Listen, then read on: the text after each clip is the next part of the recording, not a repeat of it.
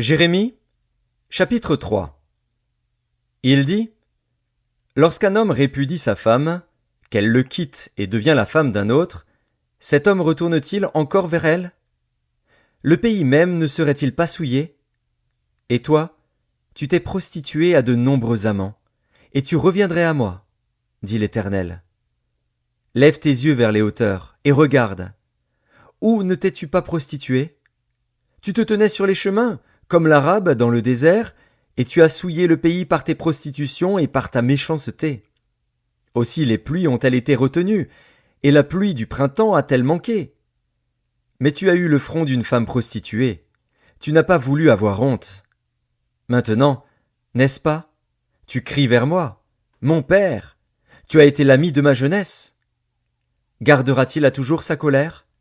La conservera-t-il à jamais? Et voici, tu as dit, tu as fait des choses criminelles, tu les as consommées. L'Éternel me dit, au temps du roi Josias, as-tu vu ce qu'a fait l'infidèle Israël? Elle est allée sur toute montagne élevée et sous tout arbre vert, et là, elle s'est prostituée. Je disais, après avoir fait toutes ces choses, elle reviendra à moi. Mais elle n'est pas revenue.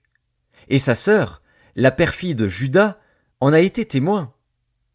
Quoique j'eusse répudié l'infidèle Israël à cause de tous ses adultères, et que je lui eusse donné sa lettre de divorce, j'ai vu que la perfide Juda, sa sœur, n'a point eu de crainte, et qu'elle est allée se prostituer pareillement.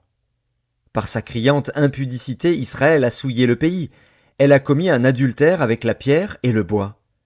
Malgré tout cela, la perfide Juda, sa sœur, n'est pas revenue à moi de tout son cœur. C'est avec fausseté qu'elle l'a fait, dit l'Éternel.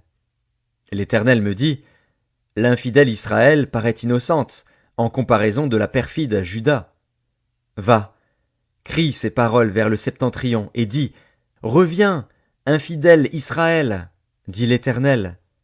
Je ne jetterai pas sur vous un regard sévère, car je suis miséricordieux, dit l'Éternel. Je ne garde pas ma colère à toujours. Reconnais seulement ton iniquité.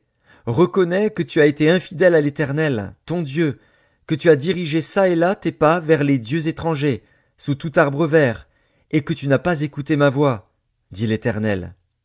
Revenez, enfants rebelles, dit l'Éternel, car je suis votre maître.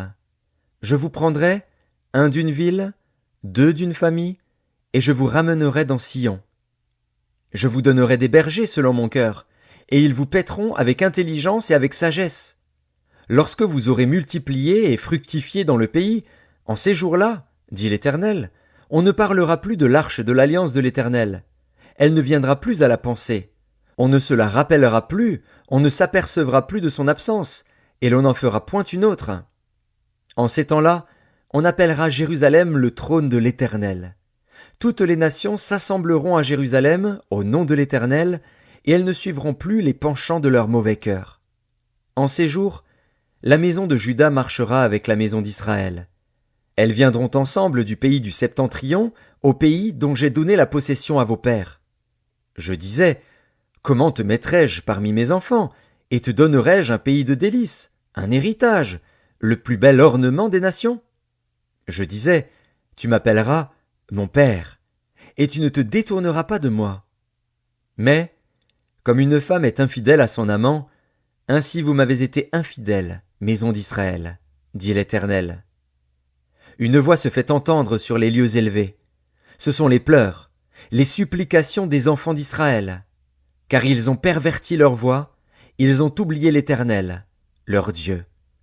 Revenez, enfants rebelles, je pardonnerai vos infidélités. Nous voici, nous allons à toi, car tu es l'Éternel, notre Dieu. Oui, le bruit qui vient des collines et des montagnes n'est que mensonge. Oui, c'est en l'Éternel, notre Dieu, qu'est le salut d'Israël.